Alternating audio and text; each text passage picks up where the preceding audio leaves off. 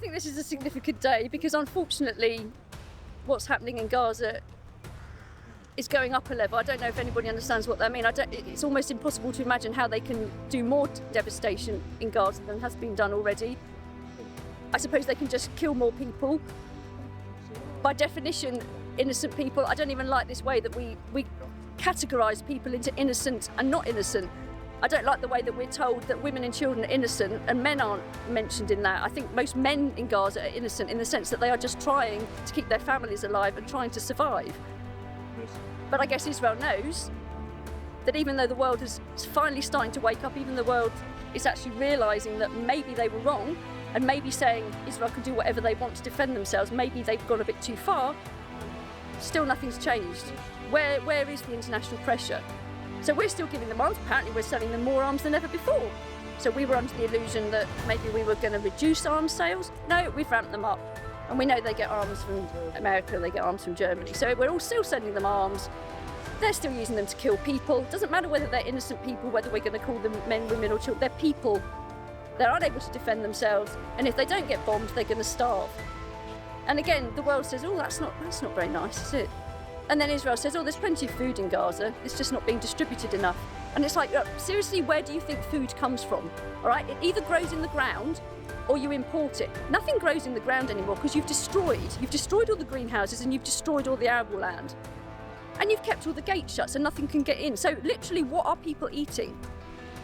Maybe there's a few fish left in the sea, I don't know. I don't know how these people are still alive, but what we do know is that there's not going to be many people still alive if something doesn't change.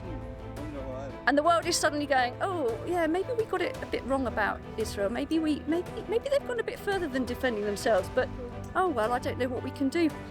Do something, stop selling them arms, put pressure on them. I don't know what you can do, but you can just stop just doing nothing and saying, oh, it's such a shame we can't do anything. I can't do anything. I'm not a politician. But politicians can do something. Politicians have the power. They have the power to speak out. They have the power to influence other people. They have the power to make policies.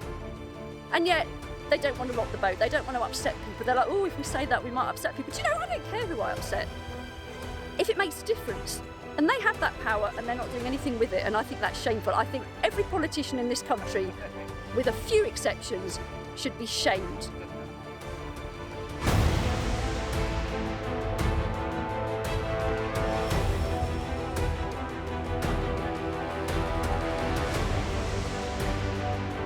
I'm Paul, and I'm here because we lived in Orkney for 20 years and I taught at the grammar school biology, and I've been a friend of Brian Milner ever since he was also part of the school staff, and we've been coming up every year since, and we've joined this wonderful Orkney Friends of Palestine vigil, which is so needed in the world. That's why I'm here right now, but having a holiday as well.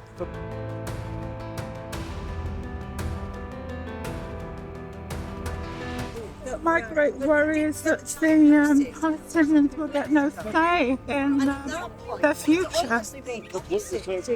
I just think there's too much talk as well and not enough action. And we need to get some teeth into the UN so that corrupt regimes like Netanyahu's government cannot just trample over people and massacre them and prevent their rights to, the human rights to have aid in committing these war crimes. You're feeling great. I think that the people need a say. Very likely the next step, the two-state solution.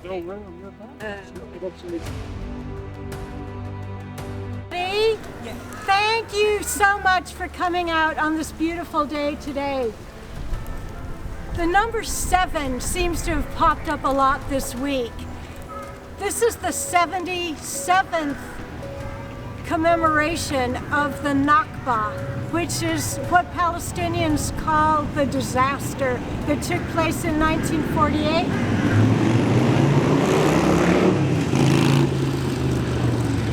When 750,000 Palestinians, including my own father, were driven out of their homes in Palestine and have never been allowed to return. This is also the 70th moment when we are thinking of Palestinians in Gaza.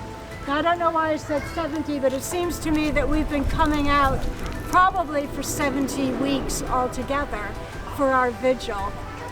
And we're just so grateful that people are still coming after, so much time. There are 70,000 children in Gaza that have been hospitalized because of malnutrition. And still, over 70 days, no food, no water, no energy, no medical supplies are getting into Gaza because Israel has sealed all their crossing points. And if you've seen any of the news on television, it's absolutely heartbreaking seeing people being driven back and forth. One family has had to move 25 times. And these people have no energy left to be having to do that in that devastation. But to leave us on a positive note, today is the 17th, and it is the day that the Palestine Museum is opening in Edinburgh. So it's a branch of the Palestine Museum US, and it's going to be wonderful to have somewhere to showcase Palestinian art and culture. And it will be open, I think it's Wednesday till Sunday every day from 11 till 6. So if you're in Edinburgh, it's in the new town on Dundas Street, and will be a wonderful, positive depiction of Palestinian culture in Scotland. So I'd just like to point out that Brian has his Zaytun products again. They'll be over here. He's got dates, olive oil, and soap. So these are fair trade produce produced by Palestinians, and it's a good way for them to get some income in this very challenging time, not just for Palestinians in Gaza, but all over the West Bank.